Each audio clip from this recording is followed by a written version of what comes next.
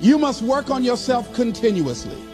Never be satisfied with yourself. Always know that as you invest the effort and time on you, that's the greatest ability that human beings have above animals. See, a dog can't be anything but a dog. Tree can't be anything but a tree. Human being, you've got unlimited potential.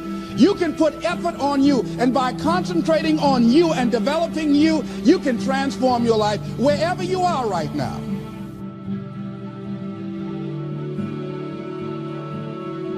And as you continue to work on yourself, you will begin to expand your vision of yourself. You'll begin to work towards self-mastery.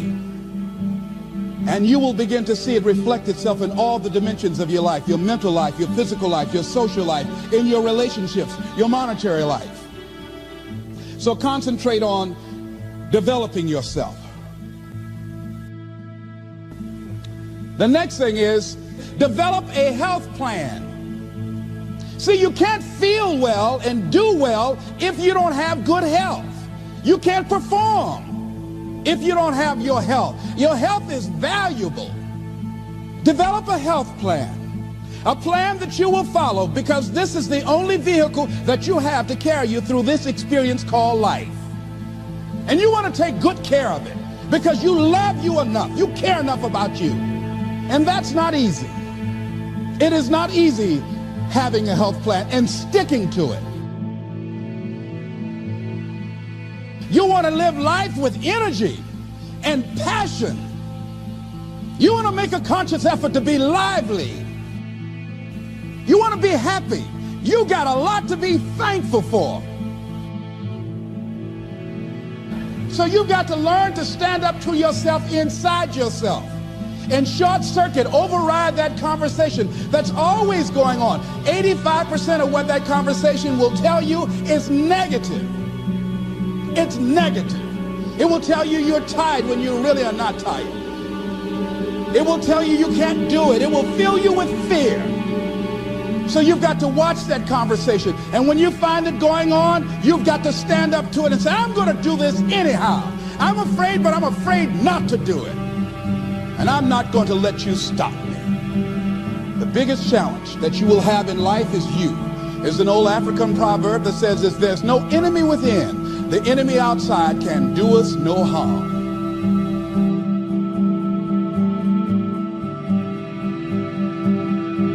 What do you want? What gives you your life? How will you know when you got it? What will make you happy?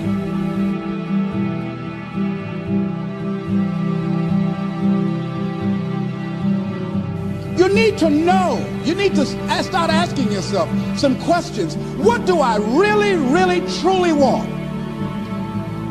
And you need to be exact about that. Don't be vague. Oh, I just want to be happy. That's too vague. What will make you happy? How will you know when you got it?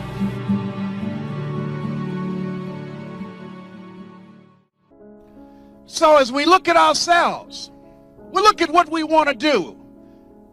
People say, I want to make a difference. They polled several people over age 95 and asked them, if you had your life to live over again, what would you do differently? Here's what they said. The majority of them said, I would spend more time reflecting. Just thinking about my life and thinking about what is it I want. Thinking about what is it that gives my life a sense of value. See, as you look at your life, that what we have to do is start thinking. That most of us are going on automatic. We don't think as often as we should. We do things unconsciously. And that if you have goals that you want to achieve, there are things that you want to do, you want to make a difference in your life, you've got to now start reflecting. Here's something else the other people said. These people who reach age 90 and above. They said they would take more risk. They would go outside of their comfort zone. They'd take more chances. They'll do some things that used to intimidate them, things that they found challenging, things different. They would live a life of adventure. See, a lot of people are not living up to their true potential because a lot of people go through life playing it safe, holding back on themselves. See, here's what I discovered. There's no safe position in life. Did you know that? There's no safe position in life. You can't get out of life alive. You're going to die anyhow. Don't die for nothing.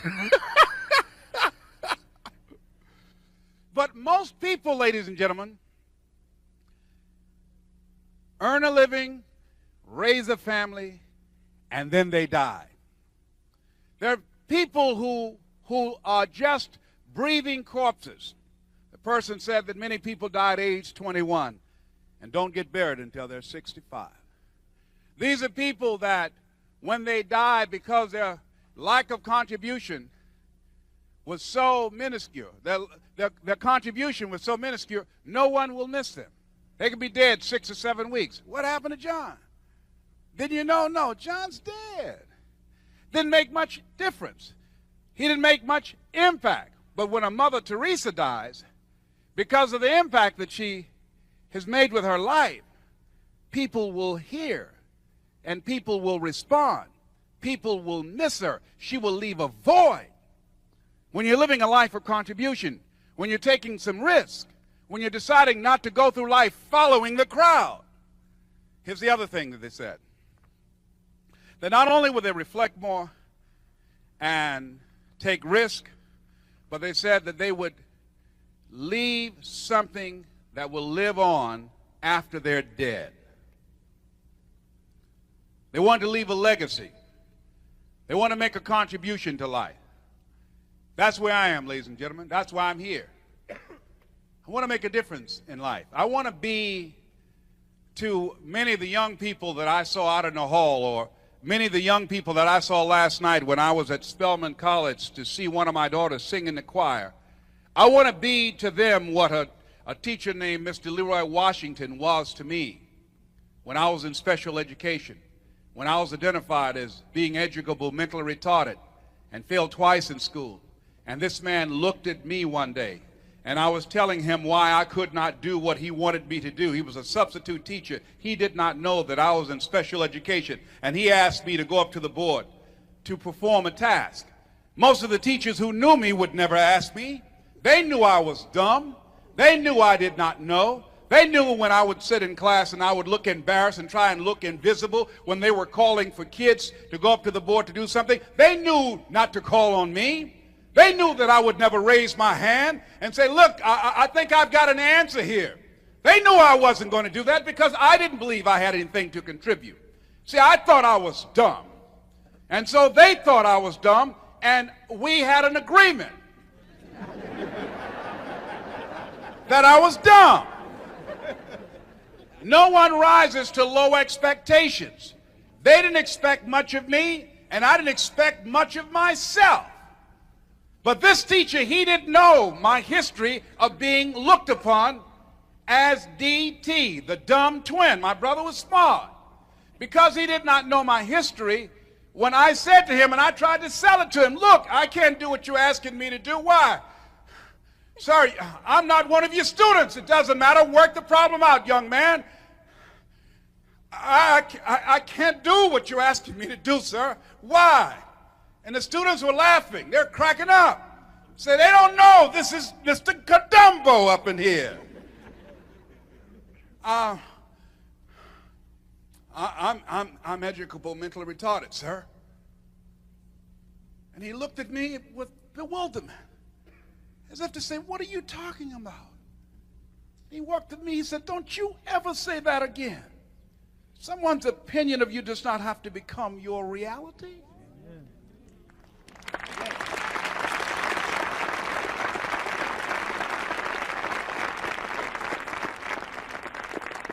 Who told you these things about yourself?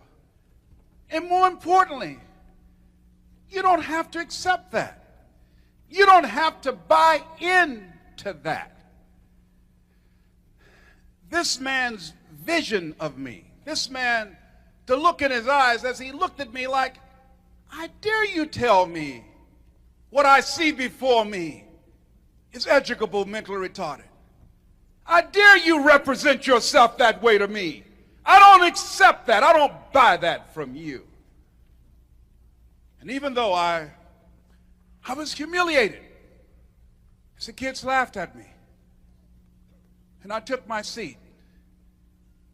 But as he continued to talk, when I left that room and I started walking across that campus, his thoughts rung in my head that I don't have to buy this.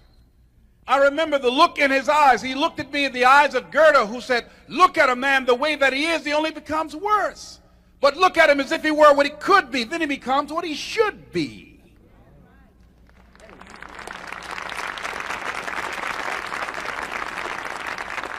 And so the relationship that we developed helped me to see myself differently.